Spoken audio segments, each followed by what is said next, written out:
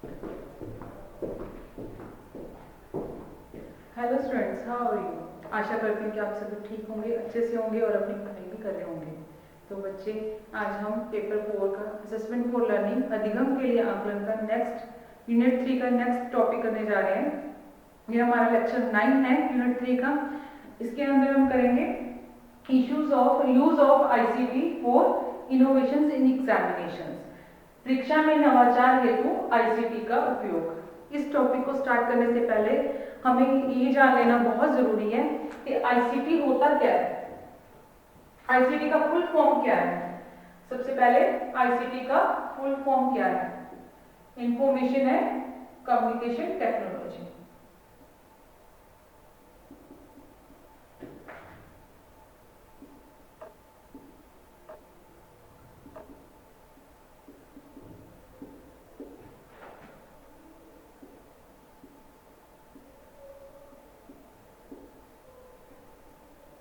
ठीक है स्टूडेंट्स, इसकी फुल फॉर्म है इंफॉर्मेशन एंड कम्युनिकेशन टेक्नोलॉजी, जिसको हम कहते हैं सूचना एवं संप्रेषण तकनीकी।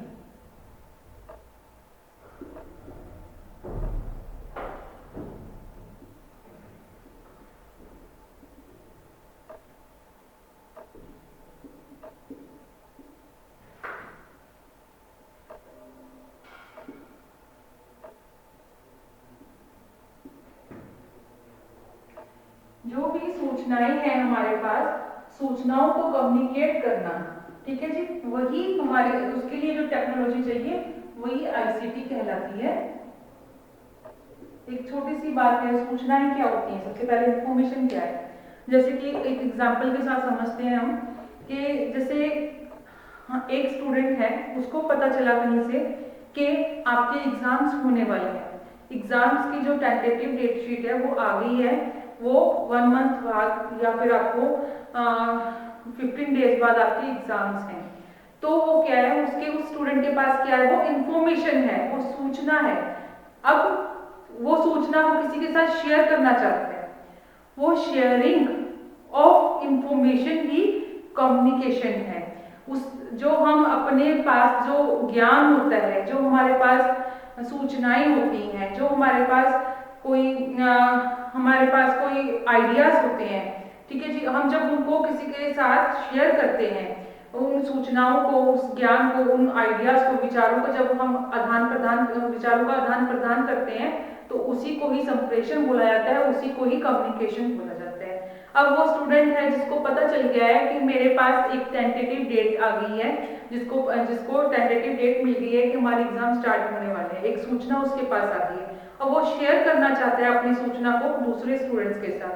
तो वो वे यूज करेगा, जिस भी वे से वो सूचना को शेयर करेगा, इंफॉर्मेशन को शेयर करेगा, दैट इज द जो वो है कम्युनिकेशन टेक्नोलॉजी।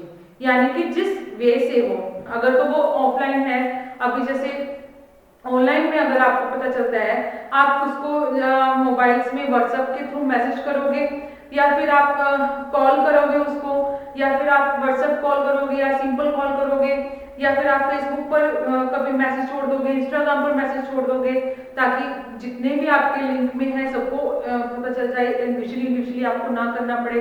या आपने कोई आपने कोई ग्रुप बना रखा हो अपना, ठीक है, जैसे कि आप लोगों का अभी हम बात करें तो कॉलेज ने एक व्हाट्सएप ग्रुप बना रखा है, जितनी भी इंफॉर्मेशन है उसमें डाल दी जाती है। तो व्हाट्सएप क्या है? आपका कम्युनिकेशन मीडियम है, वो एक टेक्नोलॉजी है जिसके साथ हम क्या कर रहे हैं, अपनी जो इंफॉर्मेशन है उसको इजीली शेयर कर रहे हैं दूसरों के साथ। ठीक है स्टूडेंट्स, अब आपको समझ आ गया कि आईसीटी क्या होता है, इंफॉर्मेशन एंड कम्युनिकेशन टेक्नोलॉजी क्या होता है। जो हमारे पास सूचनाएं हैं उनके संप्रेषण के हम के लिए जो हम तकनीकी यूज कर रहे हैं, हम जो तकनीकी यूज कर रहे हैं, दैट इज द आईसीटी। ठीक है जी, अब बात है कि ट्रेंड्स क्या चल रहे हैं आईसीटी के अंदर, ट्रेंड्स क्या है। क्योंकि कुछ बेसिक चीजें हम समझ लेंगे तो हमें आईसीटी को समझना, हमारे अपने टॉपिक को समझना बहुत इजी हो जाएगा। ठीक है जी, तो हमने क्या करना है, ट्रेंड्स इन आईसीटी।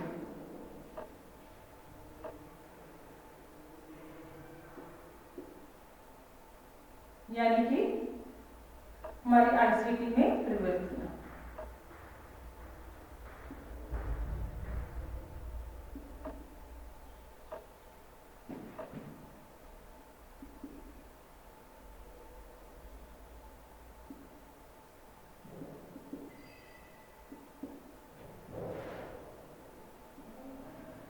सबसे पहले बच्चे ये क्या है कि इसका यूनिवर्सल यूज है।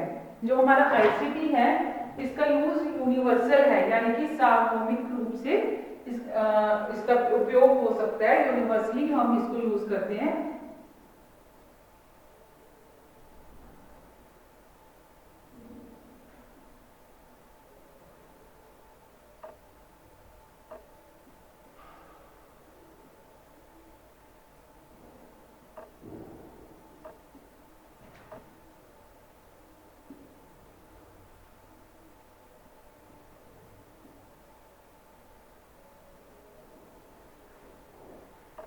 इसमें क्या है बच्चे कि जैसे कि अब आप व्हाट्सएप है, आपके पास स्मार्टफोन्स है सबके पास।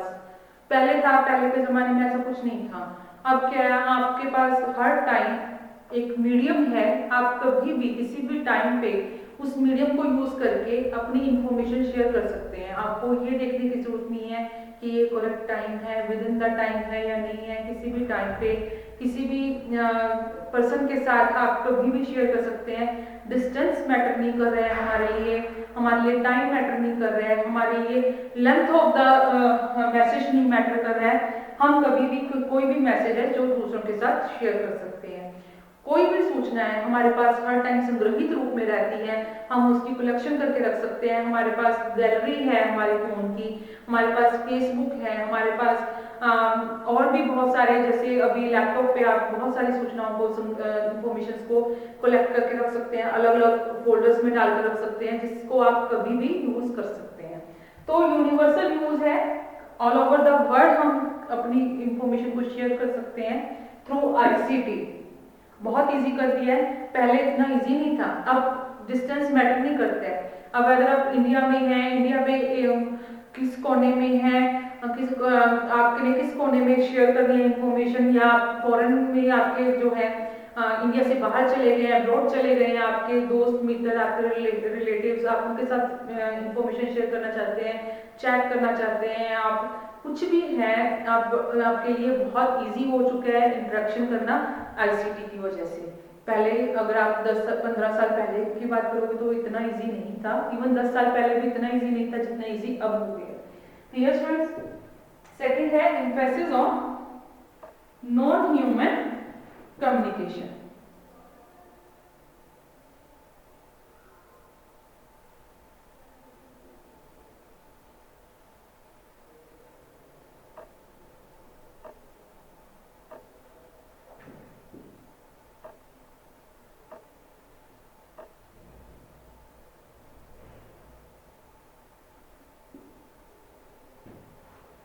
जो हमारा गैर मानवीय संप्रेषण है उसके ऊपर जोर दिया जाता है।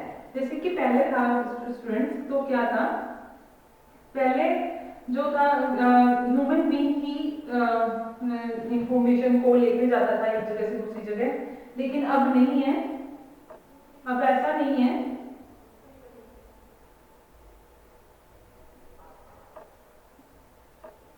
पर पहले जब हम अगर बहुत सारा टाइम पहले की बात करें तो आपकी जो इन्फॉर्मेशन थी, अगर डिस्टेंस प्लेसेस पर आपने शेयर करनी थी तो आपको कैसे शेयर करनी पड़ती थी? थ्रू लेटर्स करनी पड़ती थी, चिट्ठियों के थ्रू, टेलीग्राम्स के थ्रू। जबकि अब ऐसा नहीं है। अब आप क्या करते हो, ईमेल्स यूज करते हो, आप टेक्स्ट मैसेज यूज करते हो, फटाफट आप व्हाट्सएप के अंदर, आजकल तो व्हाट्सएप इतना बड़ा यूज हो चुका है, व्हाट्सएप के अंदर आप टेक्स्ट ऐड करते हो, स्टिकर्स ऐड करते हो, कुछ पिक्चर्स ऐड करते हो और उसको सेंड कर देते हो। ठीक है जी। तो ये क्या है, हम इंस्ट्रूमेंट्स का यूज ज्यादा करने लगे हैं। पहले क्या था, हमारा जो भी है इंफॉर्मेशन है, हम लेटर एक लिखते थे, उसको फिर पोस्ट करके आते थे, वहां से पोस्टमैन दूसरी जगह पे लेके जाता था और फिर वहां पे डिलीवर होती थी। तो जो भी हमारा, अगर उससे भी पहले बात करें, अगर पोस्ट ऑफिस खुलने से पहले की बात करें तो पहले वो जो घुड़सवारी के साथ या फिर कबूतर के साथ इंफॉर्मेशन को सेंड किया जाता था, मैसेजेस संदेश भेजे जाते थे, या फिर कोई जैसे घुड़सवार है उसके पास वो संदेश भेजे जाते, उसके द्वारा भेजे जाते थे। अगर आम पीपल था, अगर कोई हम आम जनता थी, तो वो पैदल जाकर मतलब कई दिन लग जाते थे एक इन्फॉर्मेशन को पहुंचाने में। लेकिन अब क्या है, हम इंस्ट्रूमेंट का यूज ज्यादा करने लगे हैं, जिससे क्या होता है, जो हमारे गैर मानवीय संप्रेषण के ऊपर जोर दे दिया गया। इससे क्या होता है, बहुत कम टाइम लगता है और बहुत ही कम टाइम में हम बहुत ज्यादा लंबा मैसेज, बहुत ज्यादा लंबा टेक्स्ट सेंड कर सकते हैं, एक दूसरे के साथ शेयर कर सकते हैं। Clear students? Third one is use of fibre network.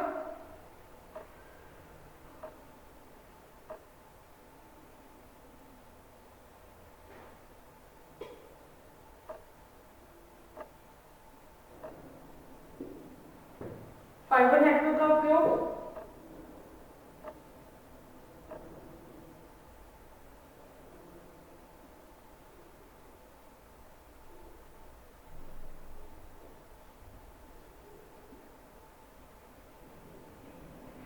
Fibre network का उपयोग, जैसे कि अभी हम बात करते हैं वाईफाई की बात करते हैं, हम बोलते हैं आपका आप कौन सा नेटवर्क यूज कर रहे हो, 3G यूज कर रहे हो, आप कनेक्शन यूज कर रहे हो, 4G आपके पास नेटवर्क है, आप ब्रॉडबैंड यूज कर रहे हैं, आप वाईफाई यूज कर रहे हैं, क्या यूज कर रहे हैं, आप ब्रॉडबैंड यूज कर रहे हैं या 3G 4G, इस तरह से नेटवर्किंग हमारे पास आने लगी है, बैंड्स आने लगे हैं, जिससे क्या होता है, जो हमारा डाटा है, हम जो शेयर करना चाहते हैं, इंफॉर्मेशन शेयर करना चाहते हैं, बहुत ही स्पीडली और बहुत ही ज्यादा हम बड़ी कर सकते हैं। इससे स्पीड है बहुत ज्यादा हाई हो जाती है, क्वालिटी बहुत ज्यादा बेटर हो जाती है। उसके बाद है बच्चे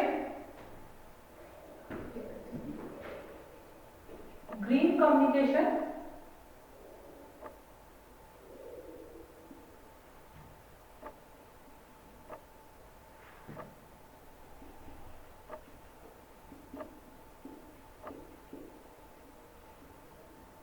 हरित संप्रेषण।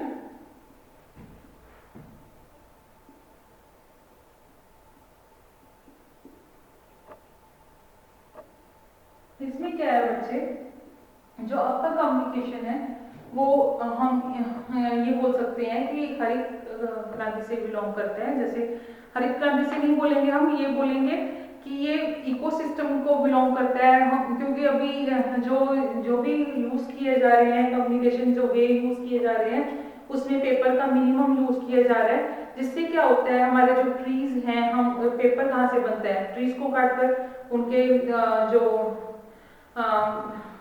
स्टेम से बनता है उनके, ठीक है, जो जो उनका तना होता है उससे बनता है। तो उसमें क्या है, हमारे जो है पर्यावरण को नुकसान होता है, हमारे वातावरण को नुकसान होता है, एनवायरमेंट में हमारे जो है ऑक्सीजन की कमी होती है, जैसे भी है। तो पेपर्स का कम यूज होगा तो ट्रीज कम कट होंगे, तो हमारा जो है एनवायरमेंट जो है क्लीन रहेगा, ठीक है जी। जब पेड़ ज्यादा होंगे, बैलेंसिंग एनवायरमेंट रहेगा। उसके बाद क्या है, जो इसमें बैटरीज यूज होती हैं वो अब उसके ऊपर डे बाय डे इस तरह से ही काम किया जा रहा है कि वो नुकसान कम करें और ह्यूमन फ्रेंडली हो, ठीक है स्टूडेंट्स। उसके बाद में हमारा वायरलेस टेक्नोलॉजी।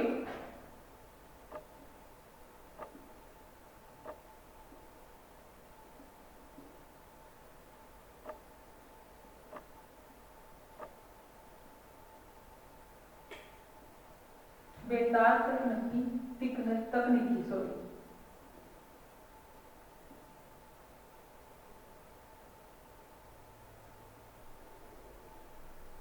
वायरलेस कम्युनिकेशन है बच्चे। अगर आपने लैंडलाइंस देखे हो कभी, आपने कभी लैंडलाइंस का यूज किया हो, या फिर आप अपने पेरेंट्स से पूछना जिन्होंने यह यूज किया है, तब क्या होता था, जो हमारे फोन्स होते थे, लैंडलाइन फोन्स होते थे, वो वायर्स के साथ कनेक्टेड होते थे, और जितना जहाँ पे भी आप एक लिमिटेड स्पेस पर लेके जा सकते थे, जहाँ पे भी है आपको बहुत लंबी लंबी तारों के साथ कनेक्टेड करना पड़ता था, और बहुत सारे तारों के जाल बिछे होते थे इस तरह से एक फोन को कनेक्ट करने के लिए।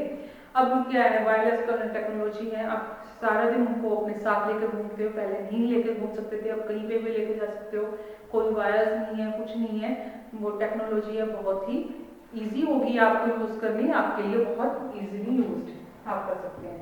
देन है स्मार्टफोन्स एंड कनेक्टेड सेंसर्स।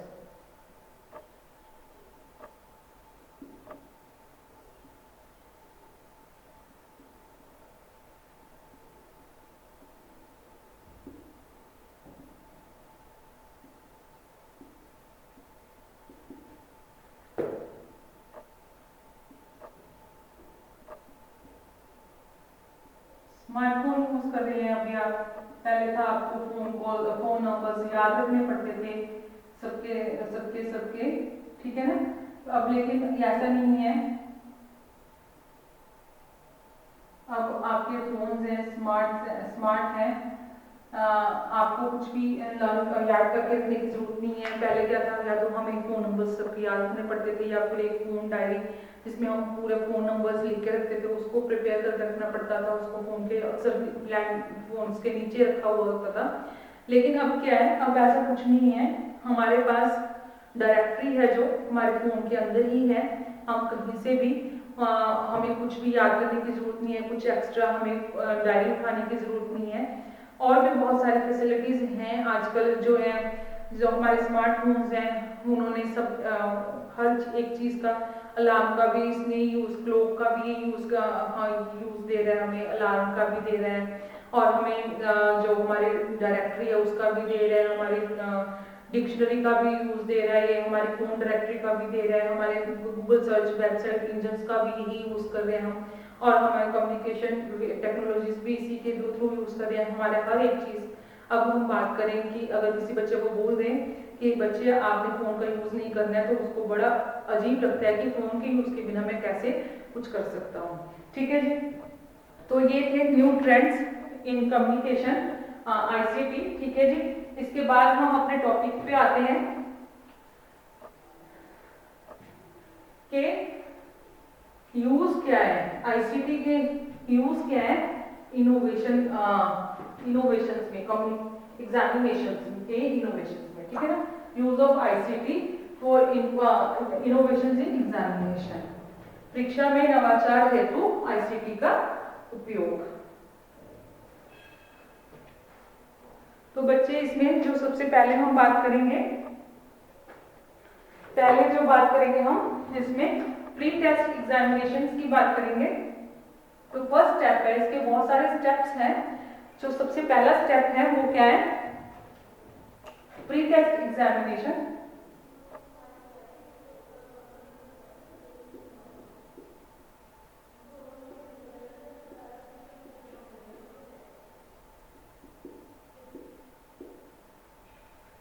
यानी कि हमारा क्या है, पूर्व परीक्षा प्रशिक्षण।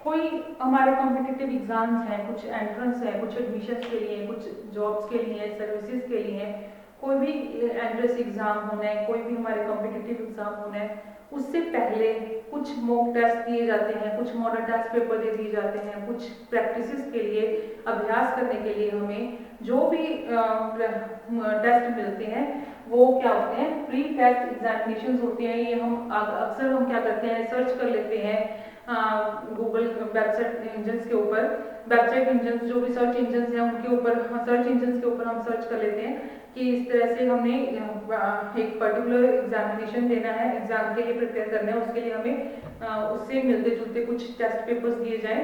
तो बहुत सारे हमें टेस्ट पेपर्स मिल जाते हैं, हमें अभ्यास करने के लिए, प्रैक्टिस के लिए जो अवेलेबल करवाता है आईसीटी, आईसीटी के थ्रू हमें अवेलेबिलिटी होती है उसकी एक्सेस कर सकते हैं हम, वो है पूर्व टेस्ट एग्जामिनेशन, ठीक है जी।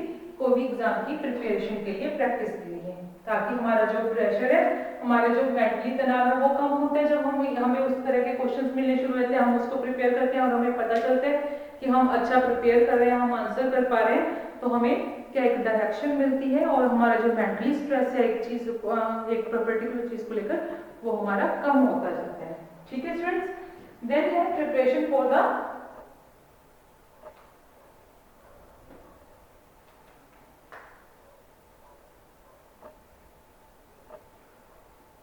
preparation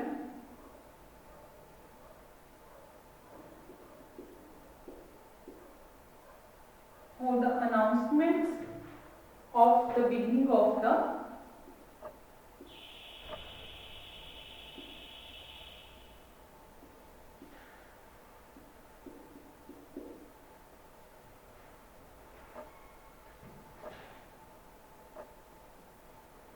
announcements for the of the beginning of the admission content.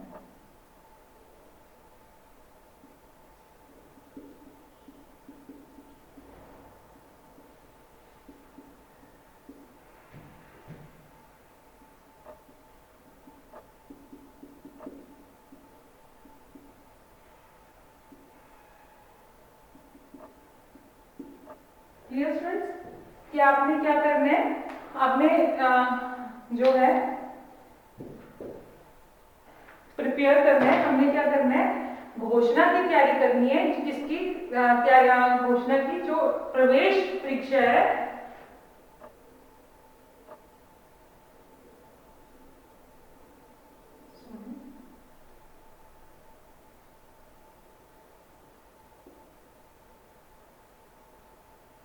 प्रवेश परीक्षा से पहले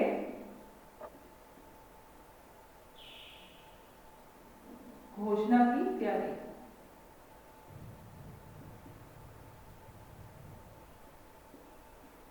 किसके लिए प्रिपेयर कर रहे हो? सेकंड स्टेप क्या है? पहले तो हमने प्रिपेयर किया स्टूडेंट्स को, प्रिपरेशन के लिए कुछ मॉक टेस्ट दिए, कुछ मॉडल सैंपल टेस्ट पेपर्स दिए थ्रू आईसीटी। फिर उसके बाद क्या है, हमने क्या करना है, जो हमारी प्रवेश परीक्षा है किसी भी, चाहे फर्दर कोर्स के लिए या फिर कुछ सर्विसेज के लिए, जो भी हम प्रवेश परीक्षा ले रहे हैं, ठीक है जी, जॉब्स के लिए ले रहे हैं, चाहे हम फर्दर एडमिशंस के लिए ले रहे हैं, उससे पहले हमें क्या करना है, प्रिपरेशंस करनी है कि हमने देखना है कि क्या इंस्ट्रक्शंस होनी चाहिए स्टूडेंट्स को, हमने कौन सी इंस्ट्रक्शंस देनी है, whether it is negative marking और not, objective type paper, short answer type paper, long answer type paper, किस तरह के एग्जाम्स हैं, उसकी क्या इंस्ट्रक्शंस होनी है, और उसके अंदर टाइम पीरियड क्या होगा, उसकी एज क्या होनी चाहिए स्टूडेंट्स की, और किस टाइम तक की हमने लेनी है, किस तरह से हमने मिनिमम क्वालिफिकेशन रखनी है, वो सारी हमने तैयारियां करनी है, और वो उसकी अनाउंसमेंट्स करनी है। अनाउंसमेंट्स जो करनी है कि ये चीज़ होंगी, उसी हिसाब से ही हमारा क्या होगा, स्टूडेंट्स प्रिपेयर होंगे और रेडी होंगे हमारे फर्दर हमारे एग्जाम्स के लिए, जो हम कॉम्पिटिटिव एग्जाम्स करना चाहते हैं उसके लिए रेडी होंगे। ठीक है जी। फिर क्या होगा, रजिस्ट्रेशन ऑफ द एप्लीकेंट्स।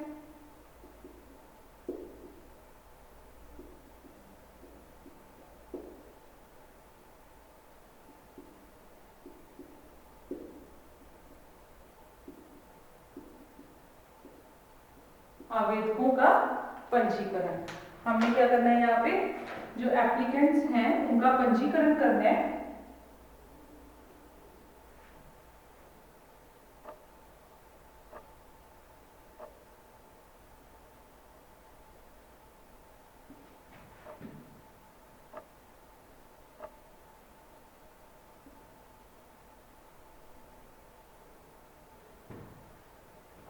पंजीकरण हो रहा है, अब रजिस्ट्रेशन हो रहा है। हमने अनाउंसमेंट्स कर दी है, हमने घोषणा कर दी है, हमने सोच लिया है कि किस तरह से कितनी मिनिमम एज होनी चाहिए, कितनी मिनिमम क्वालिफिकेशन होनी चाहिए एक पर्टिकुलर चीज के लिए, कितनी हमारे किस तरह का हमारा पैटर्न होगा एग्जाम का, वो सारा हमारे जब हमने अनाउंस कर दिया है, उसके बाद हम क्या करेंगे, पंजीकरण करेंगे, रजिस्ट्रेशन करेंगे। हम एक ऑनलाइन फॉर्म प्रोवाइड करेंगे स्टूडेंट्स को, जिसको उन्होंने फिल करना है, जिसके अकॉर्डिंग हम उनको रजिस्ट्रेशन करेंगे। अब रजिस्ट्रेशन फीस क्या होगी वो उन्होंने फिल करने के बाद हमारा क्या रजिस्ट्रेशन हो जाएगी, जिसमें हम देखेंगे कौन कौन से स्टूडेंट्स इसमें रजिस्टर हो रहे हैं। ठीक है जी।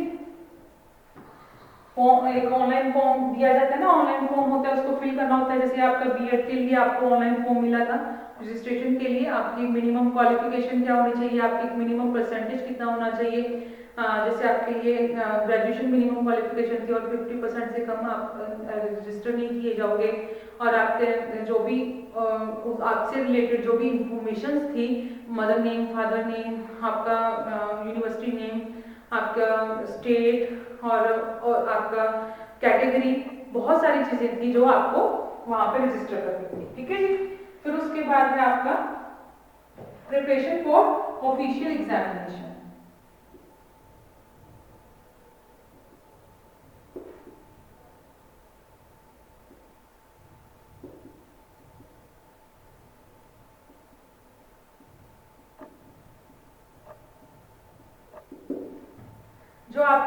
ऑफिशियल एग्जामिनेशन है उसकी तैयारी। ठीक है जी।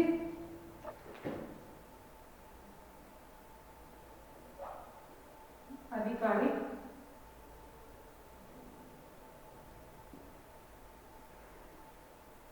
परीक्षा की तैयारी।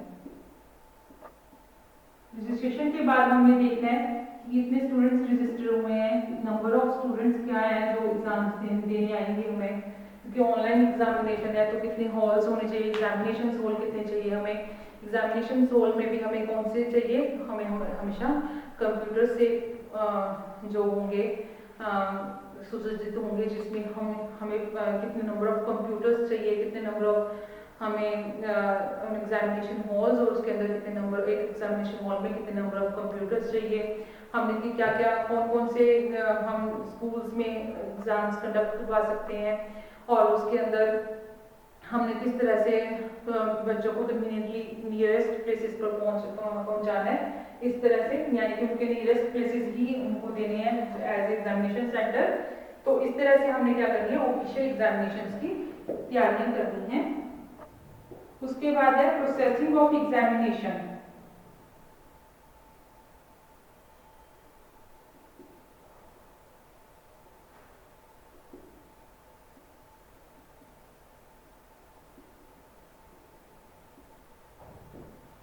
परीक्षा की प्रक्रिया, फिर हमें परीक्षा लेनी है, एग्जाम कंडक्ट करवाना है, जिसके अंदर हम क्या करेंगे, स्टूडेंट्स को आंसर शीट्स फिल करने के लिए देंगे। ठीक है जी।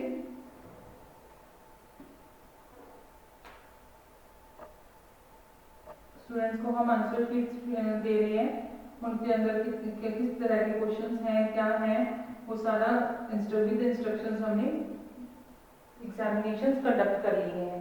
उसके बाद हमारा है स्कैनिंग ऑफ आंसर शीट्स,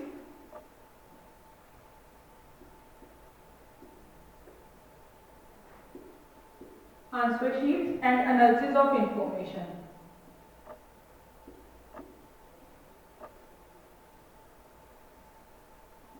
हमने क्या करना है, हमारे पास जो उत्तर पुस्तिकाएं हैं, उनको क्या करना है, स्कैन करना है, उत्तर पत्रिकाओं को स्कैनिंग करना।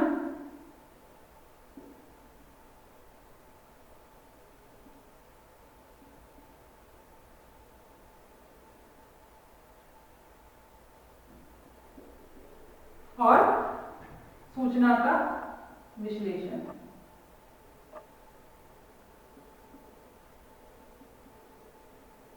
इसमें हमें क्या करना है, सभी को करेक्ट आंसर की भी प्रोवाइड करनी है, और उसके साथ साथ उनकी खुद की आंसर शीट भी प्रोवाइड कर देनी है विद बाय स्कैनिंग। उसके बाद है कैलकुलेशंस ऑफ स्कोर्स।